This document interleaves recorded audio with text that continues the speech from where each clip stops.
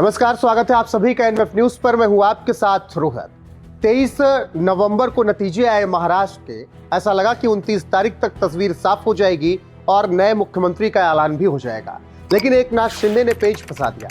हालांकि अब 5 दिसंबर तक पूरी तस्वीरें साफ होने की उम्मीद है, क्योंकि तमाम कयासबाजियों के बीच एक अच्छी खबर इस वक्त महाराष्ट्र से आ रही है। खबर यह है कि सब कुछ सहमति बन गई है महायुति में और 3 नाम जो है निकलकर सामने आ चुके हैं और इन 3 नामों का शपथ 5 दिसंबर को होने जा रहा है। सबसे ज्यादा चौंकाने वाली बात है कि शपथ ग्रहण में किसी भी मंत्री का शपथ नहीं होगा, केवल 2 डिप्टी सीएम और 1 मुख्यमंत्री जो बनेंगे उनका शपथ ग्रहण होगा।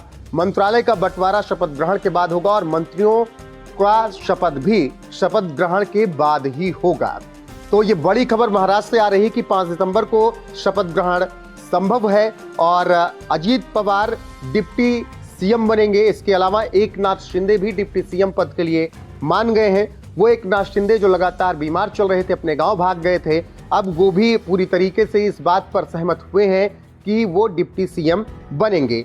इसके अलावा डिप्टी स्पीकर का जो पद है वो एनसीपी के हिस्से में जा सकता है और वित्त विभाग भी एनसीपी को मिल सकता है। ऐसी खबरें फिलहाल निकलकर सामने आ रही हैं। शिवसेना को शहरी विकास विभाग संभव है, बाकी विभागों का बंटवारा शपथ ग्रहण के बाद होगा। मंत्रिमंडल जब विस्तार होगा तो उस वक्त होगा। इसके अलावा जो सबसे चौंकाने वाली बात मैंने शुरुआत में बताई कि 5 दिसंबर को केवल 3 ही लोग शपथ लेंगे, डिप्टी सीएम दोनों और 1 सीएम। अब जब बात आ रही है कि कितने मंत्री किस पार्टी से हो सकते हैं, तो 21 से 22 मंत्री बन सकते हैं बीजेपी के कोटे से और शिवसेना के कोटे से 12 मंत्री हो सकते हैं।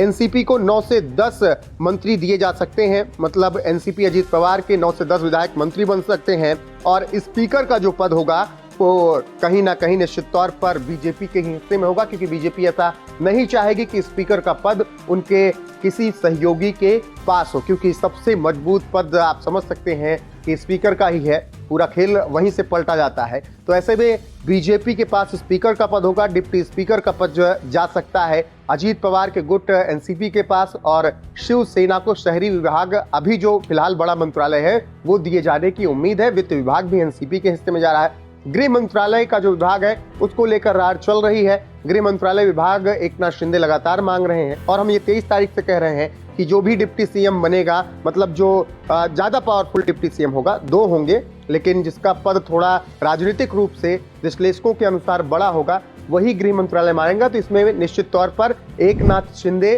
गृह मंत्रालय मांग रहे हैं शुरुआत से। अभी उस पर रार चल रही है, इसीलिए सभी विभागों का खुलासा नहीं किया गया है कि कौन कौन से विभाग किसको दिए जाएंगे। यही बताया गया है कि 21 से 22 मंत्री बीजेपी के बनाए जा सकते हैं और 9 से 10 एनसीपी के मंत्री हो सकते हैं और 12 विधायक मंत्री बन सकते हैं शिवसेना के। तो ये फिलहाल महाराष्ट्र की तस्वीर जो निकलकर सामने आ रही है। काफी लड़ाई चल रही थी 23 तारीख को नतीजे आने के बाद। बीजेपी 130 से ज्यादा सीट लाती है, एकनाथ शिंदे की शिवसेना को 57 सीटें मिलती हैं, अजीत पवार बेहतरीन प्रदर्शन करते हैं, 41 सीटें जीत कर ले आते हैं। तो इस हिसाब से 230 प्लस सीटें हो जाती हैं महायुति की और महायुति उसके बाद सरकार बनाने के लिए पूरी तरीके से जद्दोजहद करते हुए नजर आई। अगर ये कहना बिल्कुल भी गलत नहीं होगा, क्योंकि जब आपके पास इतना बड़ा मैंडेट हो तो तस्वीरें साफ है कि आप 2 दिन में शपथ ले लें। ठीक उसी तरीके से जैसे हेमंत सोरेन ने झारखंड में लिया, लेकिन महाराष्ट्र का मामला फंस गया। ठीक उसी तरीके से जैसे उद्धव ठाकरे ने 2019 में फंसाया था, अब की एकनाथ शिंदे ने वो बागडोर संभाली थी। 2019 में संजय राउत ने उद्धव ठाकरे की तरफ से जिम्मेदारी उठाई थी बीजेपी को लगातार घेरने की और 2024 में एकनाथ शिंदे की तरफ से दूसरे संजय सिरसाट ने जिम्मेदारी उठाई कि लगातार दबाव बनाया जाए, प्रेशर पॉलिटिक्स खेली जाए। लेकिन आखिरकार यहाँ पर जो अभी की सबसे ताजा खबर है वो यही है कि महाराष्ट्र का मामला सुलझ चुका है और 5 दिसंबर को शपथ ग्रहण होने जा रहा है। शपथ ग्रहण की जो सबसे चौंकाने वाली बात है कि केवल 3 लोग शपथ लेंगे, 2 डिप्टी सीएम और मुख्यमंत्री निश्चित तौर पर देवेंद्र फडणवीस बनने जा रहे हैं। ऐसी अभी फिलहाल खबरें निकलकर सामने आ रही हैं। बाकी जो भी अपडेट आएगी आप तक जरूर पहुंचाएंगे। बने रहिए हमारे साथ, वीडियो को शेयर कीजिए, लाइक कीजिए, चैनल को सब्सक्राइब कीजिए। नमस्कार।